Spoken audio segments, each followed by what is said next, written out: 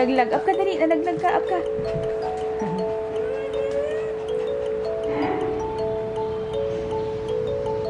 Lalabas kami ni Ma'am. Actually, bili akong tubig. So, habang bumili akong tubig, si Mama Luz, lakad-lakad sila ni Fluffy.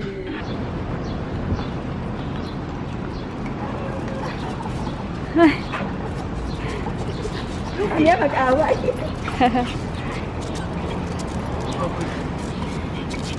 Ay, lumalayo siya.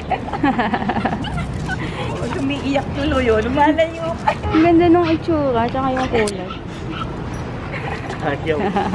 Ay, alam niya, babae. Ang ganda. ang ganda. Bye-bye!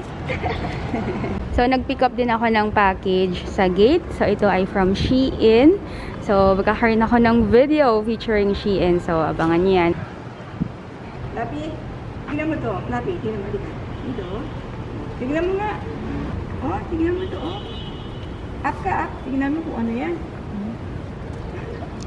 Lapi, go! So, dito nga pala yung farm ko ng mga potos. Dito yung sobrang dami na ang lalaki. Pag dito, tinignan mo yung mga... Actually, dati pa nga dito, ang lalaki talaga ng mga potos. Ayan. Ito yung mahal din yung binibenta eh. Dito sa taas. So, minsan humihingi ako sa mga housekeeping dito ng mga potos. Ito natin yung... ano. Trailing hanggang sa baba. O, magkano na to? Pag binenta, parang 500 na din yan. Sa iba, so, ito na yung box galing sa Shein. Nag-unbox kami sa konting preview. And then, medyo malaki kasi yung iba. So, nag-alter kami ni Mama Luz. Si Mama Luz kasi, ano siya, nananahi siya. Si Mama Luz ay modista ng bata. So, ito yung suot ko ngayon. So, unboxing ng Shein items. Malaki pala yung size sa Shein. So, dapat kung magka-size tayo, at least extra small para hindi na kailangan i-alter. Nilagyan ng kawit. Ayan, nakabukaw. Ngayon, kikipot pa siya. So, ito another preview ng makikita nyo sa Shein try-on haul siguro or summer outfits. Abangan nyo yung vlog. Ha? Ba't ka nagkalat? Tingnan mo nga yan, sinira mo. Oh. Sobra, huwag ka magkakalat ha. Grabe ka, palong ganyan. Lalagot.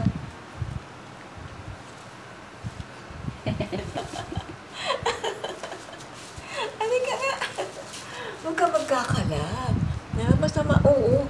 Masama. Ay, sus, Maria, sa pinaliguan ako ng laway. Sorry daw. Sorry po. So, ito na yung tinatahi ni Mama Luz. Ito na yung mga natapos so far. And then, meron pang ginagawa ngayon. So, yung white dress. Ginagamit ni Mama talaga kapag nagnanahi siya. Yung makina. Pero dahil wala, kahit kamay, kaya naman. Kakapasok pa lang ng March, summer na agad. So, pang merienda. Yung chocolate ice cream na favorite ng lola ko, nilagyan ko lang ng cherry on top. Merong brand na magandang cherry. Itong nabili namin, hindi masyadong maganda. So, merienda para sa lola. Mama Luz, merienda po. Oh, thank you. Miles, kain na. Kain na po. Kain na. Kisit ako sa'yo to. Sobrang cute ng lola ko. Nakikipag-video call dun sa barkada niya nung high school friends. Oo. Oh, kilala ka niya. Basta naligo kasi. Easy, oh. Pinaliguan hapon na. Diyos, may kumawa naman baso. Ito na yung mga natahi ni Mama Luz na mga damit from Shein. Mama Luz, diba humihingi kayo ng plastic? Oo, yan. Ito, ilan bang kailangan mo? Ano, tatlo? Tatlo lang? Kasi paglalagyan ko ng tela yan. Okay, merong malaki. Shein. M? Shein. Shein. Yun. At bukod pa sa Shein, meron ditong package naman na dumating actually kanina. So, ito Mama Luz, buksan natin. Sige. Wow! Ay, GMA? GMA. So, merong package from GMA. Ay, tsaka ako nabubuksan. Surprise. Pero, nanonood ba kayong GMA, Mama Luz? Isa. Sabi niyo si Soto. Anong palabas niyo si Soto? GMA yun. Oo nga. Itbulaga. Itbulaga. Tsaka balita, di ba? GMA din. Yun ang importante, balita. So, ito ang package from GMA. Tsaka ako na i-unbox sa separate na vlog para surprise. Pero yan. So, GMA, thank you sa papackage. And then, dahil nga umaga ngayon, magluto kami ni Mama Luz. Mama, hindi pa ako makain. Favorite ko to nung bata pa ako. Actually, simple lang to. So, tortang itlog na merong hotdog. Di ba, Mama, nung bata ako niluluto niyan lagi? Itlog. Tapos, dalawa kasi, ha? Ito, lalagyan ko ng konting asin. Ha? Tapos, babatihin ko. Prito ko muna ito. Itong hotdog. Bale, iinit na rin yan. Okay.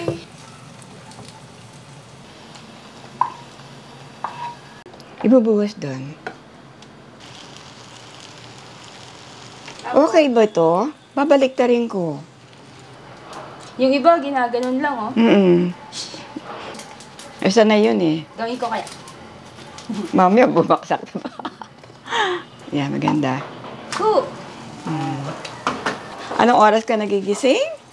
Mga alas 12 po. Wow. Tanghalian na yun, di na almusal.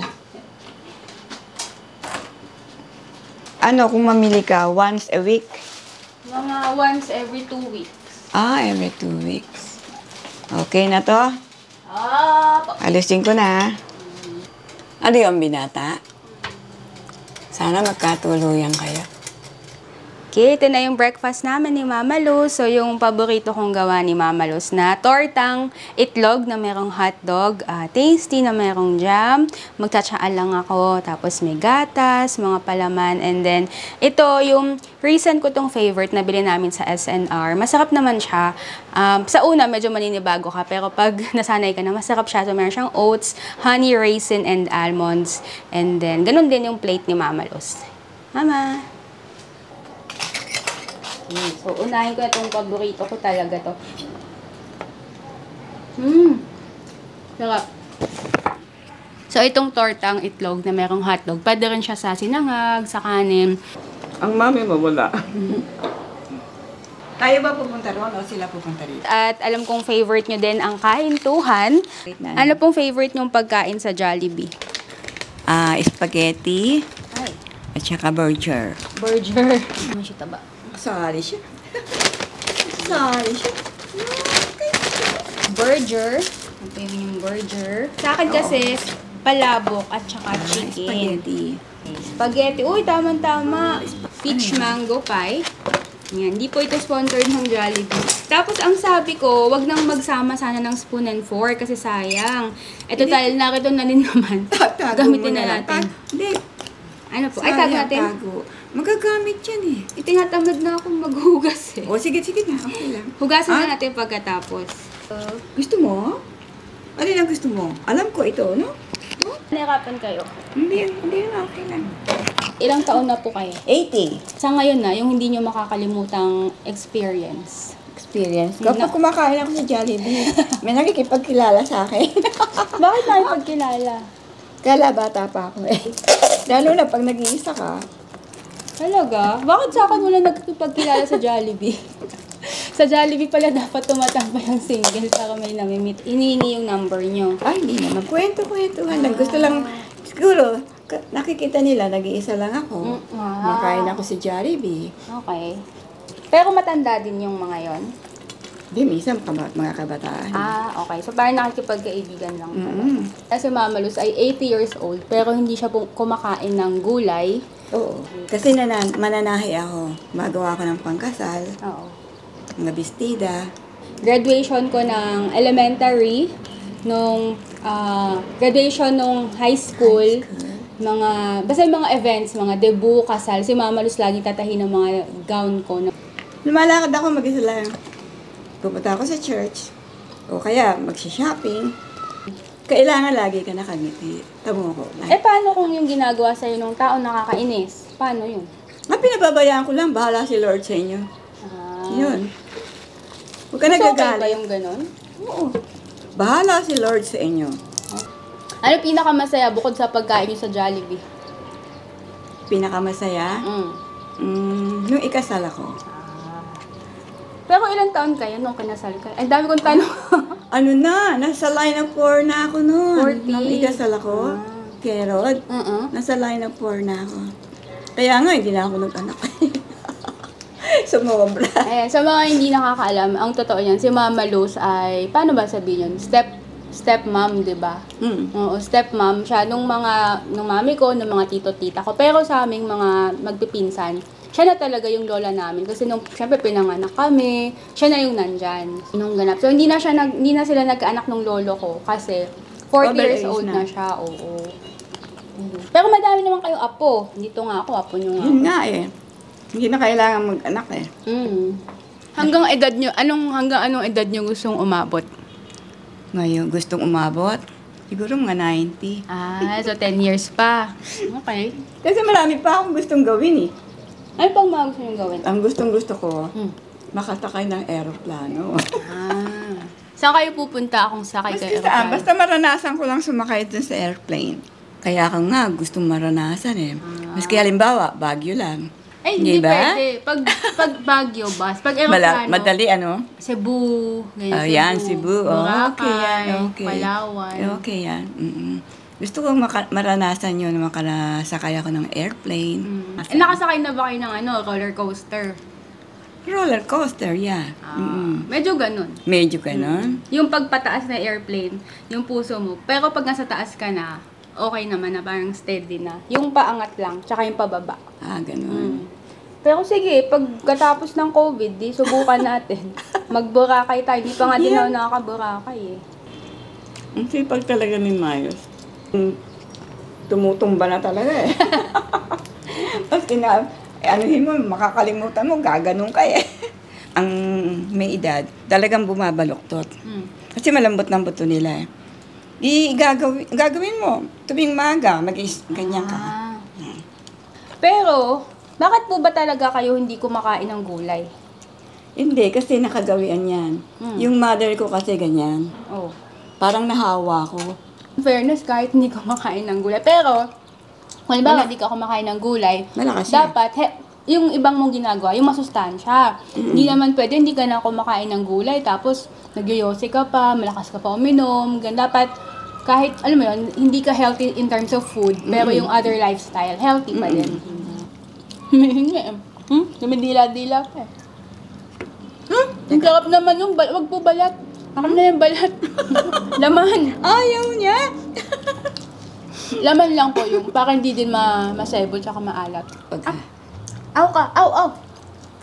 Jump. Uy, ano yan? Gusto mo to? Dala, ito pa.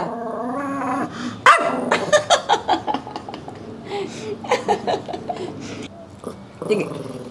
Walang ungol. Aw! Ganun lang. Aw! Teka, malaki, baka mabulunan ka. Sino ba yun? Mami. Ayan. Ayun o, paikot-ikot. Si Mama Luz ang pinaka-kinagisnan kong mahilig sa aso. Pero nung bata ako, hindi pa ako mahilig sa aso. Ngayon lang din. Paano naman? Ang pagka-love life eh. Kasi meron talagang, maski gusto mag-asawa, hindi siya makakapag-asawa. Meron ganun. Maski gustuhin man.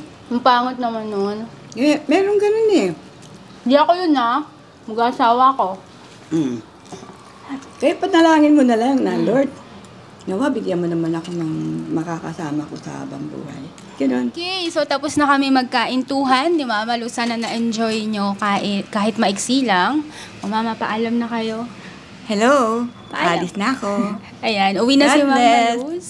Ayan, sana na-enjoy nyo itong vlog namin ni Mama. Thank you, Mama. Ingat kayo palagi. Lagi naman. And, At saka andyan si Lord. Tsaka dapat lagi kayo makipagkwentuhan para hindi nyo nakakalimutan yung mga bagay-bagay. Pero hindi, alam mo, pagka naranasan mo yung ganyang edad, maski ayaw mo, talagang andun eh, makakalimot ka. O wag yung kalimutan ang Real Asian Beauty. Yes. Bye-bye! So, thanks for watching, guys, and see you sa next vlog. Bye!